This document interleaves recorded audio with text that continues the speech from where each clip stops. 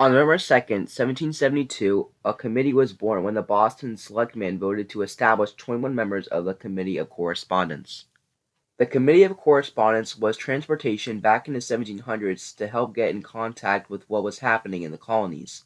They usually did this by sending letters that they would be transported by horses that would take days to send. It was kind of like the internet of the 1700s. Back in 1764, in the French and Indian War, the British Parliament added the Sugar Act that imposed a duty of sugar that imported the colonies. It was eventually followed by the Currency Act that prohibited colonies from printing their currency, which led to the Stamp Act that required colonists to pay a tax on paper and printed materials. The communication of the committees of correspondence actually had a big part in the Boston Tea Party. The East India Tea Company was not doing so well, so what they did was they forced America to drink the tea. American colonists loved to drink tea. They drank about 1.2 million pounds of tea each year in the 18th century. But what Britain realized was they could make even more money from the lucrative tea by trading imposing taxes on the American colonies. This caused tea to get higher and higher, which made the colonies really upset. Since of this, America had to get sneaky and smuggle tea from the Dutch and anywhere else they can get it from. The Indemnity Act greatly cut down America's tea smuggling, and later in 1767, there was a new tax that was put in place called the Townshend Revenue Act.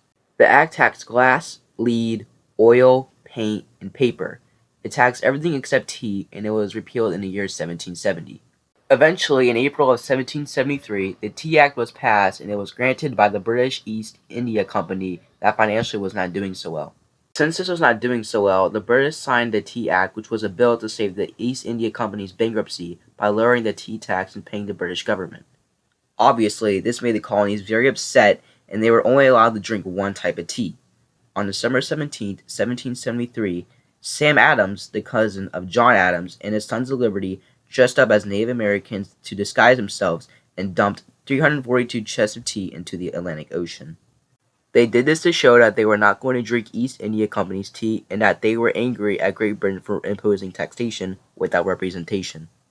After the Boston Tea Party, the British shut down the Boston harbor until all of the 140 chests of the British East Company tea were paid for, known as the Boston Port Act of 1774. The Boston Tea Party was one of the many reasons why the Revolutionary War started, and communication had a big part in it.